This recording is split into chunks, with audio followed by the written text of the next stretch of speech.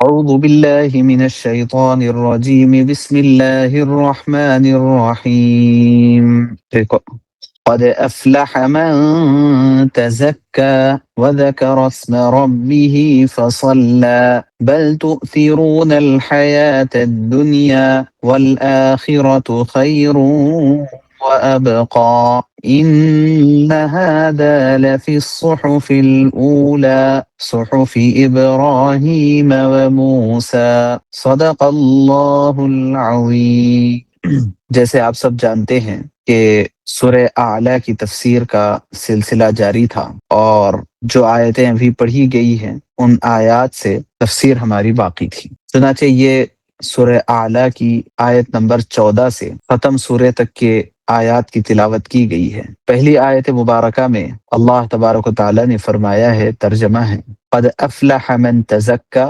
یقیناً وہ شخص کامیاب ہو گیا جس نے اپنے آپ کو پاک کیا، وذکر اسم ربہ فصلی، اور پھر اس نے اپنے رب کے نام کا ذکر کیا اور نماز پڑھی۔ بل تؤثرون الحیات الدنیا، بلکہ تم دنیاوی زندگی کو ترجیح دیتے ہو، والآخرۃ خیر وابقی، حالانکہ آخرت یہ بہتر بھی ہے دنیا کے مقابلے میں اور زیادہ باقی رہنے والی بھی ہے۔ ان ھذا لفی الصحف الاولی، بے شک یہ مضامین پہلے صحیفوں میں بھی بیان کیے گئے ہیں، صحف ابراہیم و موسیٰ، یعنی ابراہیم اور موسیٰ علیہم الصلاۃ والسلام کے صحیفوں۔ اللہم صلی علی محمد وعلی آل محمد وبارک وسلم۔ سورہ اعلیٰ میں اللہ تبارک و تعالیٰ نے آخرت کے مضامین کو ابتدائی حصے میں بیان کیا۔ اس کے بعد یہاں پر اللہ نے فرمایا آیت نمبر 14 میں، قد افلح من تزکا۔ ذرا آپ غور کیجئے، اگر آپ گھر کے باہر نکلیں گے، کہیں چوراہے پر کھڑے ہوں گے اور آنے جانے والے لوگوں کو ذرا آپ غور سے دیکھیں گے کہ یہ سب لوگ جو بھاگ دوڑ کر رہے ہیں، جو ایک جگہ سے دوسری جگہ منتقل ہو رہے ہیں، سفر کر رہے ہیں، اور ہر کوئی آپ کو مصروف نظر آ رہا ہے۔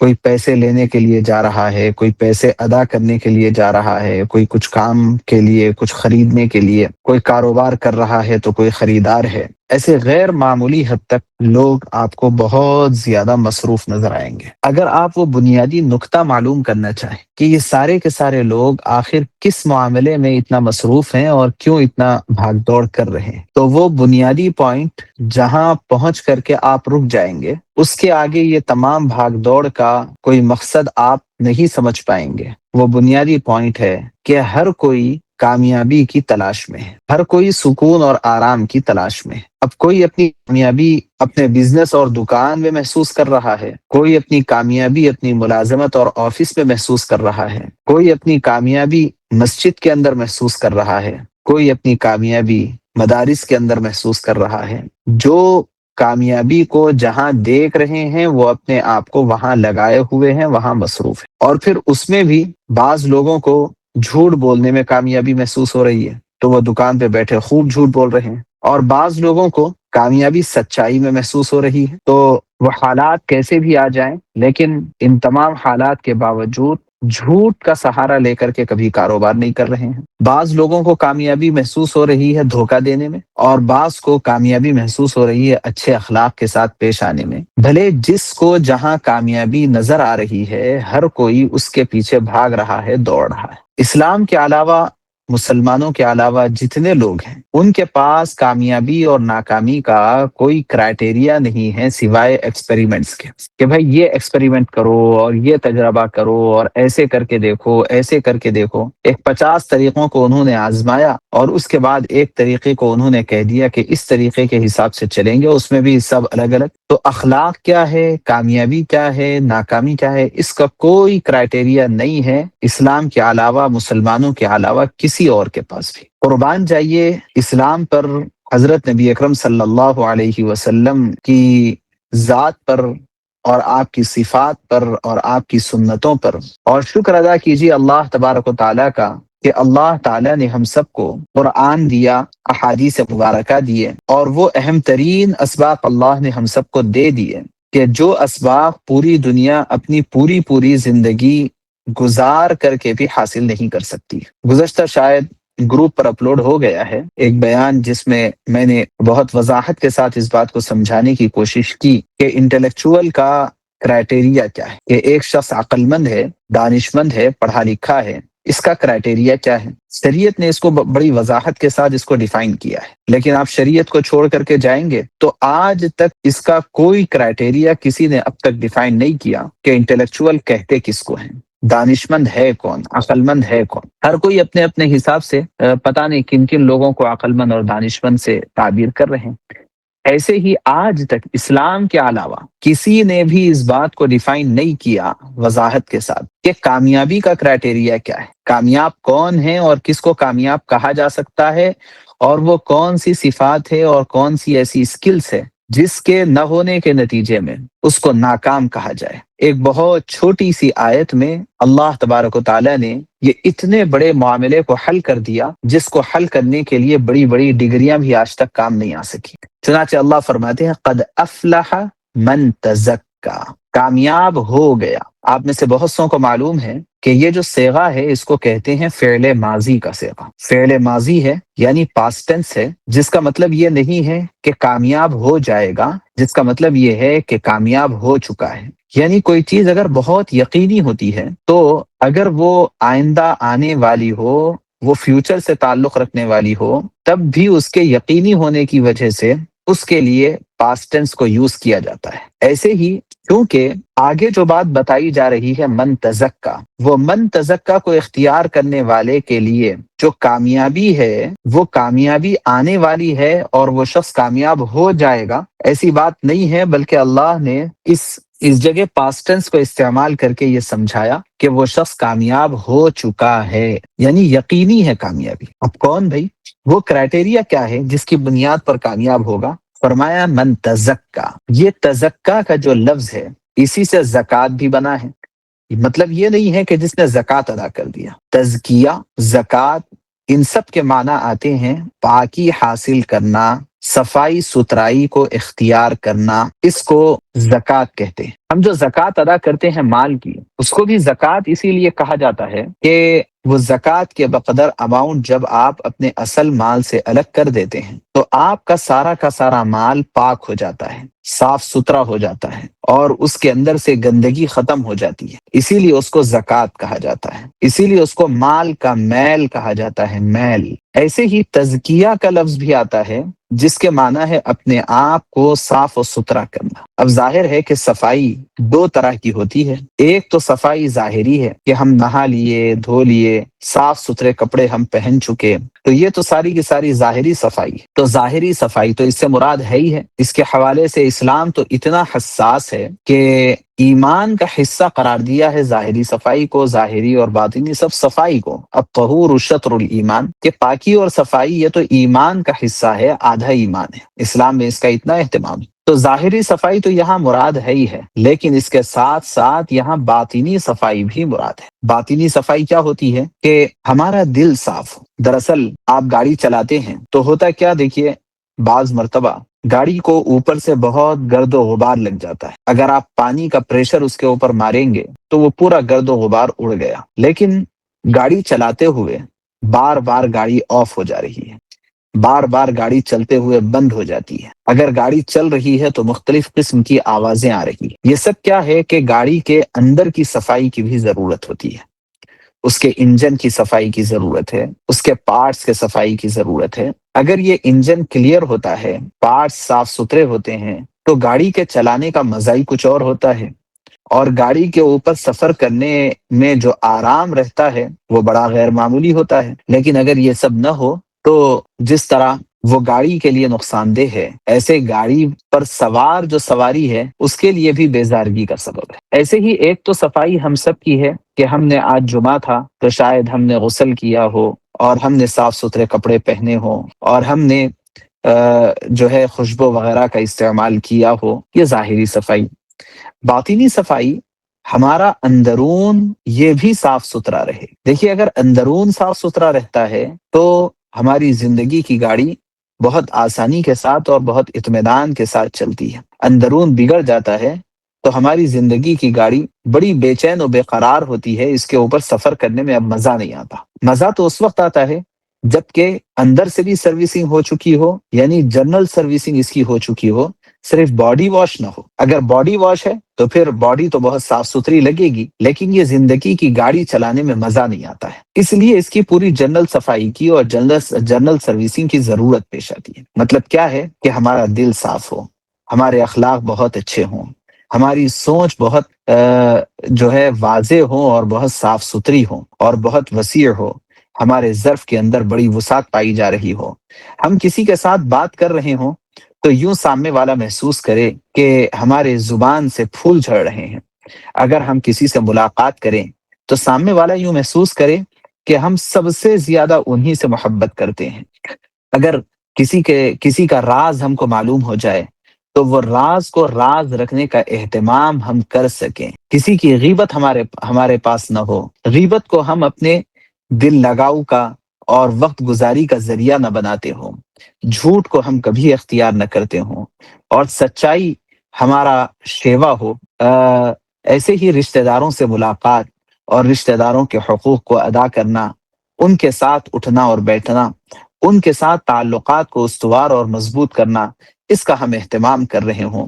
ماں باپ کی خدمت کا مزاج ہو، اولاد کی صحیح تربیت کا سسٹم ہمارے پاس واضح ہو، اور ایسے ہی اپنے بڑوں کا ادب، چھوٹوں کا احترام ہر جگہ ہم کر رہے ہوں، نمازوں کا اہتمام ہو، اور ایسے ہی حسد سے ہم بچتے ہوں، زکوٰۃ کا اہتمام کر رہے ہوں، حج کا اہتمام کر رہے ہوں۔ آپ غور کیجئے کہ یہ جو ساری کی ساری چیزیں ہیں، یہ ہماری اندرون کی صفائی سے تعلق رکھتی ہے، اور اگر اندرون صاف ہوتا ہے تو یہ زندگی کی گاڑی چلانے میں بڑا مزہ آتا ہے، بڑا مزہ آتا ہے۔ اور اگر اندرون صاف نہیں ہوتا ہے تو زندگی کی گاڑی چلانے میں بڑی بے چینی ہوتی ہے۔ جیسے یوں کہا جاتا ہے کہ دیکھو بھائی، اگر گاڑی اچھی ہوتی ہے تو ہم گاڑی پر سوار ہو کر کے جا سکتے ہیں، اور اگر گاڑی خراب ہوتی ہے تو گاڑی ہم پر سوار ہو جائے گی، گاڑی ہم پر سوار ہو جائے گی اگر گاڑی خراب ہوتی ہے۔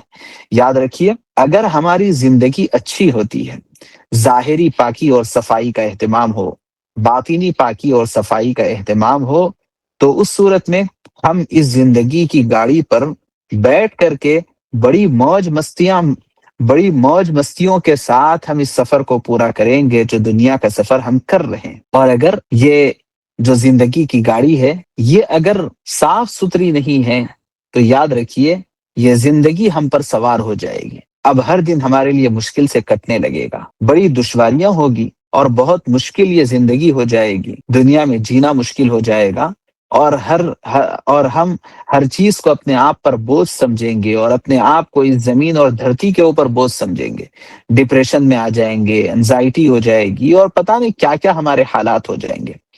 تو ہم کو یہاں یہ سمجھنا ہے کہ اللہ تبارک و تعالیٰ نے کامیابی کا جو کرائٹیریا دیا ہے، وہ کرائٹیریا تزکا اور تزکیہ ہے۔ اگر ہم تزکیے کا اہتمام کرتے ہیں، یعنی ظاہری پاکی بھی ہے اور باطینی پاکی بھی ہے، اور اخلاق بھی ہمارے اچھے ہیں، کردار بھی ہمارے اچھے ہیں، دل بھی ہمارا ہر ایک کی طرف سے صاف ستھرا ہے، نمازوں کا روزوں کا اہتمام بھی ہمارا ہو رہا ہو، اور تلاوت کا اہتمام ہو رہا ہو، ذکر کا اہتمام ہو رہا ہو، یہ تمام چیزوں کا جب اہتمام ہو رہا ہو تو یہ ہے تزکیہ۔ اور جب تزکیہ ہوتا ہے تو اللہ تبارک و تعالیٰ نے ضمانت دی ہے کہ اب تم کامیاب ہو۔ اب اتنا سب کرنے کے لیے یہ بالکل ذہن سے نکال دینا چاہیے، جو بہت سارے لوگ سمجھتے ہیں کہ بھائی اتنا سب کچھ کرنے کے لیے ہمیں اپنے کاروبار کو چھوڑ دینا پڑے گا، اپنے آفس اور ملازمت کو چھوڑ دینا پڑے گا۔ نہیں نہیں، ایسا بالکل بھی نہیں ہے۔ جو شخص تزکیے کے ساتھ کاروبار کر رہا ہے، اس کو اپنے کاروبار میں بڑا مزہ آتا ہے، اور جو تزکیے کے بغیر کاروبار کر رہا ہے، وہی بات ہے کہ اس کی دکان اس کے اوپر سوار ہو جاتی ہے۔ جو شخص تزکیے کے ساتھ اپنے آفس کی ملازمت کرتا ہے تو اس کو اپنی ملازمت میں بڑا مزہ آتا ہے، اور اس کا باس بھی، اس کے آفیسر بھی، سب اس سے بہت محبت کرتے ہیں۔ اور اگر تزکیے کے بغیر آپ آفس کی ملازمت کریں گے تو سب آپ سے محبت تو کیا کرتے، ہر کوئی آپ سے آپ کا حق چھیننے کی کوشش کرتے رہیں گے، اور آپ بس اپنے حقوق کو بچاتے بچاتے بچاتے بچاتے ہی آپ کی زندگی نکل جائے گی۔ تو زندگی کے ہر میدان میں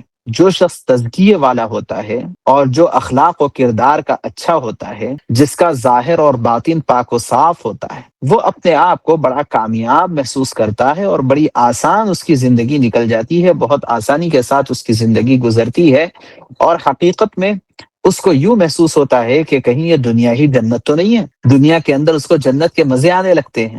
ہاں، اسی وجہ سے تو بعض بزرگان دین نے کہا ہے کہ جو شخص اس دنیا کو اپنی جنت نہ بنا سکے وہ آخرت کی جنت کیا حاصل کر سکتا ہے؟ مطلب یہ کہ دنیا میں دین کے اوپر عمل کرنا، شریعت اور سنت کو اپنی زندگی کا جز بنا لینا، تزکیے کا اہتمام کرنا، دراصل یہ جب ہوتا ہے تو اس کے نتیجے میں دنیا میں اتنے وارے نیارے ہوتے ہیں اور اتنے مزے اور اتنے گلچھرے ہوتے ہیں، اور زندگی ایسی مست بن جاتی ہے کہ آدمی کو خیال آنے لگتا ہے کہ بھئی جب اتنا سکون اور اتنا آرام ہے تو کہیں ایسا تو نہیں ہے کہ اللہ نے دنیا ہی میں جنت دے دیا ہو۔ ہاں، بعض صحابہ کو یہ خوف لگ گیا تھا اور انہیں یہ ڈر لگ گیا تھا کہ شاید ہمیں جنت کے اندر ملنے والی نعمتیں دنیا ہی میں تو نہیں مل جاتی۔ وجہ کیا ہے کہ شریعت و سنت کو اور تزکیہ نفس کو اور اسلام کو اپنی زندگی کا ایسا لازمی حصہ انہوں نے بنا لیا تھا جس کے نتیجے میں دنیا کے اندر سکون ہی سکون،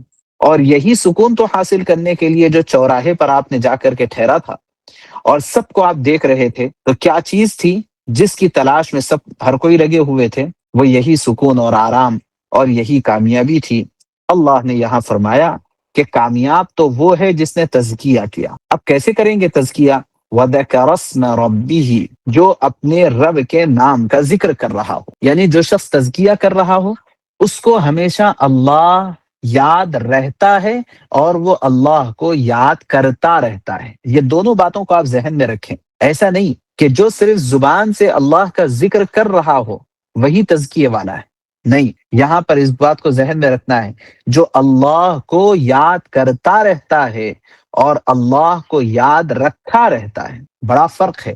یاد کرتے رہنا تو یہی ہے کہ سبحان اللہ، الحمدللہ، لا الہ الا اللہ، اللہ اکبر، درود شریف کا اہتمام، تیسرے کلمے کا اہتمام، کلمہ توحید کا اہتمام، اور ایسے ہی ذکر و اذکار کا اہتمام، ہمیشہ ہمارے ہاتھ میں تسبیح ہو اور ہماری زبان پر ذکر جاری ہو، ہماری زبان ذکر سے رطب اللسان ہو، یہ تو ہی ہے۔ تو یہ ہے ذکر کرتے رہنا، تلاوت کا اہتمام کرتے رہنا، ہم گھر کا پکوان کر رہے ہوں تو ہماری زبان پر ذکر جاری ہو، درود شریف ہماری زبان پر جاری ہو، اگر ہم دکان پر بیٹھے ہوئے ہوں، اگر ہم گاڑی چلا رہے ہوں، ہم جو کچھ کام کر رہے ہوں اس کے ساتھ ہماری زبان پر ذکر رہے۔ کیوں رہے؟ سوال کیوں؟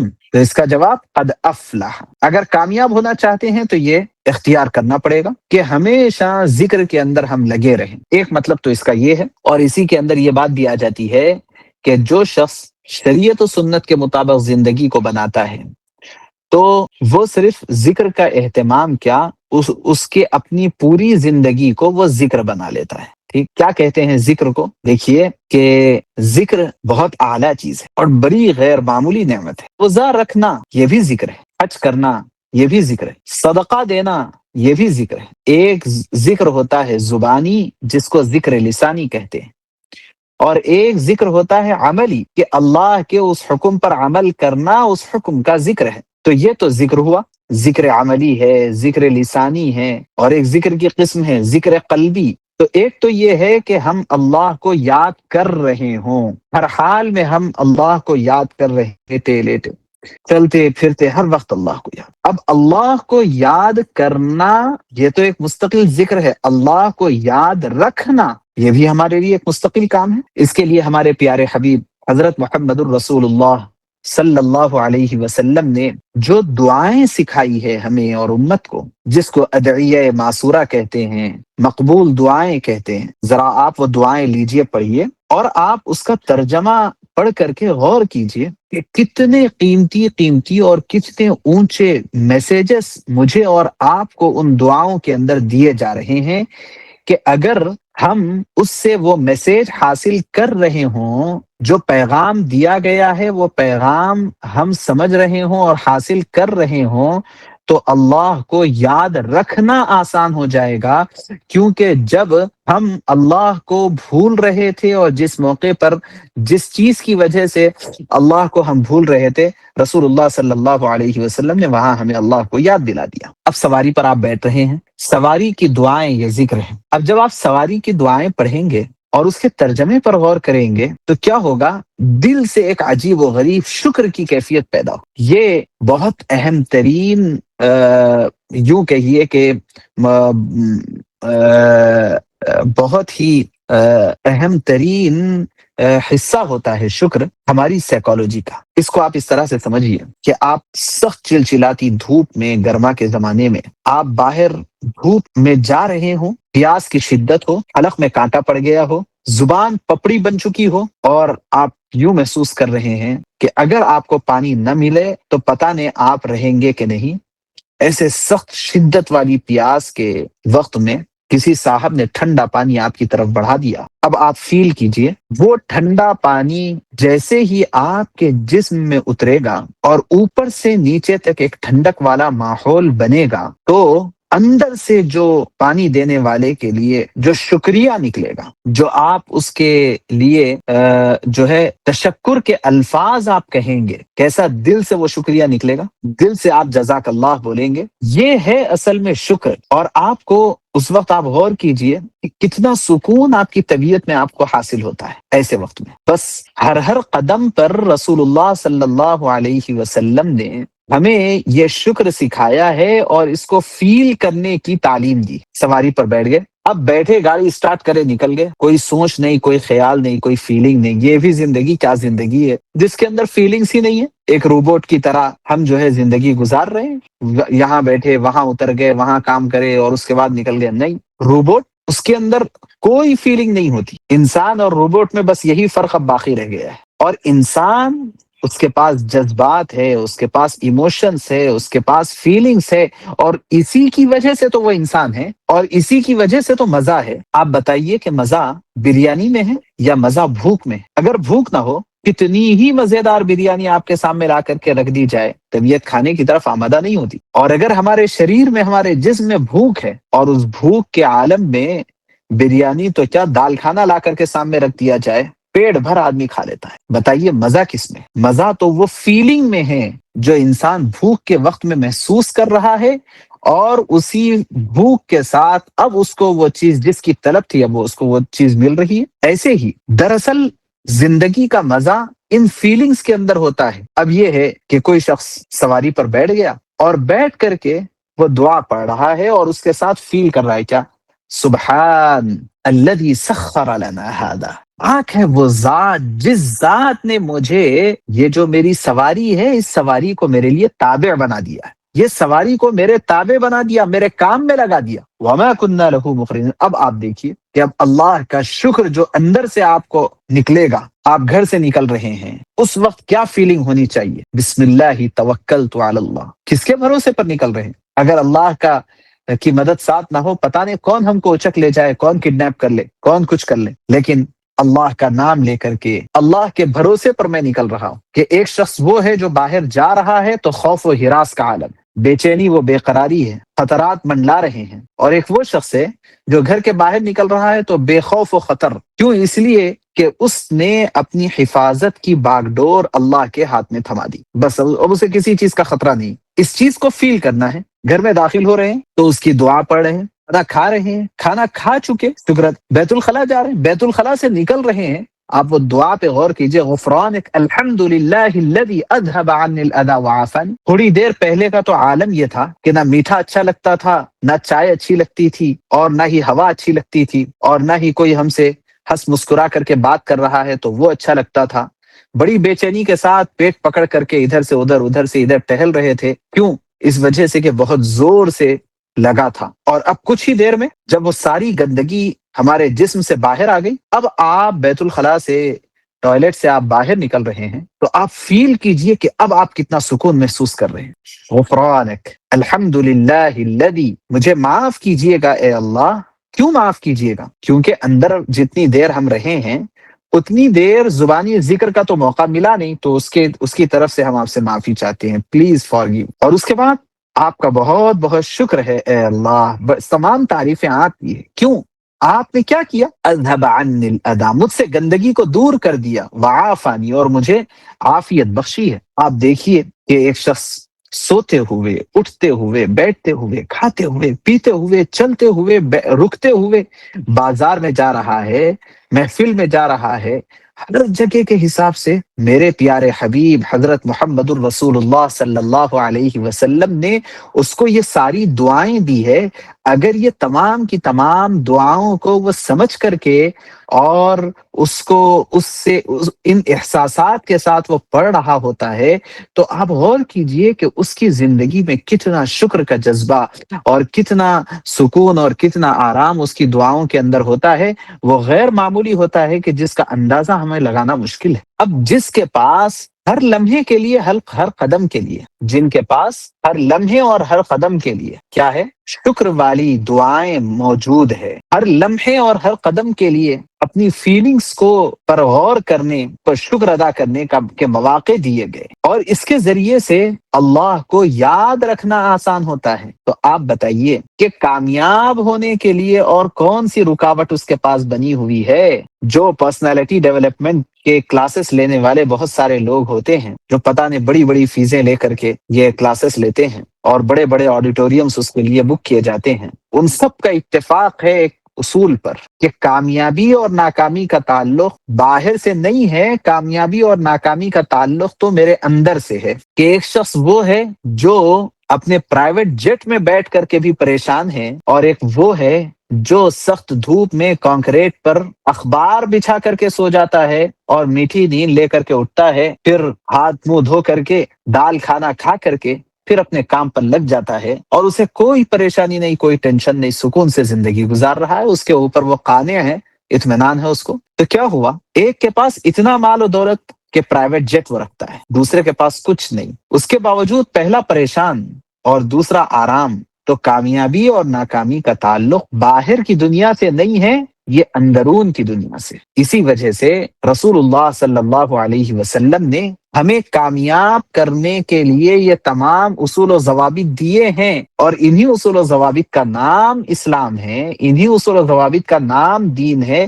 جو ہمیں کامیاب کرنے کے لیے، کامیاب ہونے کے لیے، اپنی زندگی کو کامیابی کے راستے پر ڈالنے کے لیے، اور زندگی کے مزے لوٹنے کے لیے، یہاں گلچھرے اڑانے کے لیے، اور اپنی زندگی کے اندر مستیوں کو لانے کے لیے، اور اپنی زندگی کو جنت بنانے کے لیے، اس دنیا کو بہشت بنانے کے لیے، اس کو پیراڈائز بنانے کے لیے جو اصول و ضوابط دیے گئے، جو طریقے دیے گئے، انہی طریقوں کا تو نام ہے نا اسلام اور شریعت۔ یہ کوئی الگ سے کوئی چیز تھوڑی ہے، یہ اسی کا نام شریعت ہے، اسی کا نام اسلام۔ اس لیے اللہ نے قد افلح فرمایا، اس کے بعد فرمایا من تزکا، کون کامیاب ہو گیا؟ جس نے اپنے ظاہر و باطن کو پاک کر لیا۔ کیسے پاک ہوں گے؟ وذکر اسم ربہ فصلی، جو اپنے رب کے نام کا ذکر کرتا ہے اور اس کے ساتھ اپنے رب کو یاد رکھتا ہے۔ ایک دکاندار دکان پر بیٹھا ہے، وہ سبحان اللہ کہہ رہا ہے، تو وہ اپنے رب کو یاد کر رہا ہے، اور جب کوئی گاہک اس کے پاس آتا ہے تو اس گاہک کو وہ ایسی چیز فروخت کر دیتا ہے جو عیب دار ہے، اور عیب دار چیز کا عیب چھپا کر کے گاہک کو دے دیتا ہے۔ کیا ہوا؟ اس دکاندار نے اللہ کو یاد کیا تو ہے اور کر تو رہا ہے، لیکن اللہ کو یاد رکھا ہوا نہیں ہے۔ اگر اللہ کو یاد رکھا ہوا ہوگا تو اسے فوری یاد آئے گا کہ اگر میں عیب دار چیز اس کو دے دوں گا تو قیامت کے دن یہ میرا دامن پکڑ لے گا، اس لیے وہ عیب دار چیز نہیں دے گا۔ تو جو اللہ کو یاد کرتا ہے اور اللہ کو یاد رکھتا ہے، اس کا کاروبار بڑا صاف ستھرا ہوتا ہے۔ وہ کبھی آفس کو جس ٹائم پر پہنچ رہا ہے، غلط ٹائم وہاں پر نوٹ نہیں کرتا۔ آفس میں کام کرتے ہوئے اپنے چیٹنگ میں اور اپنے اسکرول میں لگا ہوا نہیں ہوتا۔ کیوں؟ اس لیے کہ یہ ٹائم میں نے دوسروں کو دے دیا، یہ اللہ کو یاد رکھا ہوا ہے، ٹھیک۔ اور جو فصلی، پھر نمازوں کا بھی اہتمام کرتا ہے۔ جو شخص، دیکھیے نماز جو ہوتی ہے نا، وہ میری زندگی کا جو ٹائم ٹیبل ہوتا ہے اس کو اسٹریم لائن کر دیتی، اور اگر کوئی نماز نہیں ہے تو میری زندگی کے سارے معمولات آگے پیچھے چلتے رہتے۔ نماز ہونے کی صورت میں بھائی ظہر سے لے کے عصر تک یہ کام کر لوں گا، عصر سے لے کے مغرب تک یہ کام کر لوں گا، مغرب چھوٹے چھوٹے آپ کہتے ہیں نا کہ کسی کو بھی کوئی ٹارگٹ اچیو کرنا ہے، کوئی گول اس کو سیٹ کرنا ہے اور اس کو اچیو کرنا ہے، تو اس کو کیا چاہیے؟ اپنے ٹارگٹ کو اسمال یونٹس میں کنورٹ کریں۔ یہ اللہ تبارک و تعالیٰ نے پورے دن کا ایک اسکیجول بنا کر کے دے دیا ہے، ایک شیڈول بنا کر کے دے دیا ہے، اور اس کے اندر یہ اسمال یونٹس اللہ نے بنا دیے۔ اب آپ کو اپنی گول سیٹنگ میں اس بات کا لحاظ رکھ لینا ہے کہ یہ اچیومنٹ کے لیے بہت آسان ہے۔ چھوٹے چھوٹے گولز بنائیے، اتنی دیر میں اتنا کام کروں گا، اور پھر شکرانے میں جا کر کے عصر پڑھ لوں گا، پھر عصر سے لے کے مغرب تک یہ کروں گا، اور پھر جب اس میں سکسیس ہو جاؤں گا تو شکرانے میں جا کر کے مغرب پڑھ لوں گا، پھر عشاء تک اتنا ہو جائے گا اور پھر عشاء پڑھ لوں گا۔ بڑی بہترین زندگی ہوتی ہے اگر ہم اعمال اور شریعت کے مطابق گزاریں، اور اگر اس کے بغیر گزار لیں، شریعت و سنت اور اسلامی تعلیمات کے بغیر گزار لیں، ہوگا کیا؟ بل تؤثرون الحیات الدنیا، دنیاوی زندگی کو ترجیح دے رہے ہو تو غور کیجئے کہ یہ دنیاوی زندگی کو ترجیح دے لینا کیا کوئی عقل مندی ہے؟ کیوں؟ اس لیے کہ آخرت یہ بہت زیادہ باقی رہنے والی بھی ہے، اور ہمارے لیے خیر اور بھلائی بھی ہے، اور دنیا بہت جلد ختم ہو جانے والی ہے۔ اتنی جلدی ختم ہونے والی ایک عارضی اور ٹیمپرری چیز کو ہم اتنا زیادہ پریورٹی دیں، اور جو چیز ہمیشہ کی ہمیشہ ہے اور باقی رہنے والی ہے اس کو اتنا ہم نظر انداز کر دیں، اتنا اگنور کر دیں، یہ کسی عقل مند آدمی کا طریقہ کار نہیں ہو سکتا۔ اس لیے اللہ تبارک و تعالیٰ نے ان آیات میں ہمیں کامیابی کا کرائٹیریا دیا ہے، اور کامیابی کا کرائٹیریا بس اسلام اور شریعت ہے، اپنا تزکیہ اور ذکر الہی ہے، اللہ کو یاد کرنا اور اللہ کو یاد رکھنا ہے، نمازوں کا اہتمام کرنا ہے۔ نماز زندگی میں آ جاتی ہے تو ساری زندگی درست ہو جاتی ہے، اور نماز زندگی سے نکل جاتی ہے، اس کے اندر کوتاہی ہوتی ہے تو پوری کی پوری زندگی برباد اور خراب ہو جاتی ہے۔ اس لیے ہم اس بات کا اہتمام کریں کہ اپنے زندگی کے تمام شعبوں میں ہم دین کو لانے کی کوشش کریں۔ دین جن جن شعبوں کے اندر آتا چلا جائے گا، ان شعبوں کو وہ کامیاب بناتا چلا جائے گا، اور جن شعبوں کے اندر دین نہیں آئے گا ان شعبوں میں ہم ناکام و نامراد ہوتے چلے جائیں گے۔ ہماری شادی بیاہ ہے، ہمارا جو ہے گھر کا رہن سہن ہے، گھریلو ماحول ہے، خاندانی اور فیملی سسٹم ہے، رشتہ داروں کے پاس آنا جانا ہے، ایک دوسرے کے ساتھ تعلقات اور روابط رکھنا ہے، پڑوسیوں کے حقوق ہے، اپنے محلے والوں کے ساتھ بود و باش ہے، ان کے ساتھ رہنا سہنا ہے، نمازوں کا معاملہ ہے، ہمارے گھر کے دعوتوں کا سلسلہ ہے۔ ہر ایک کے احکام اسلام نے الگ الگ علیحدہ علیحدہ طور پر بیان کیے۔ اگر ہم ان چیزوں کا لحاظ رکھ لیں گے تو انشاءاللہ یہ تمام کی تمام چیزیں ہمارے لیے برکت کا بھی سبب بن جائے گی، اور ہمارے لیے بھی سکون اور آرام رہے گا۔ اخیر میں اللہ نے فرمایا، یہ جو مضامین ہم بیان کر رہے ہیں یہ صرف قرآن ہی کے مضامین نہیں ہے۔ ان هذا لفی الصحف الاولى صحف ابراہیم و موسیٰ، یہ پہلے صحیفوں کے اندر بھی یہ مضامین ہم نے بیان کیے تھے، اور یعنی حضرت موسیٰ اور صحف ابراہیم، حضرت ابراہیم اور حضرت موسیٰ علیہ السلام کے صحیفوں کے اندر بھی یہ مضامین بیان کیے گئے تھے۔ اللہ تعالیٰ سے دعا ہے اللہ ہمیں توفیق عمل نصیب فرمائے، اور ہم سب کو شریعت و سنت کے مطابق اپنی زندگیوں کو بنا لینے، اور اپنی نسلوں کے اندر شریعت و سنت کو لانے کی اللہ ہم سب کو توفیق نصیب فرمائے۔ جزاکم اللہ خیرا۔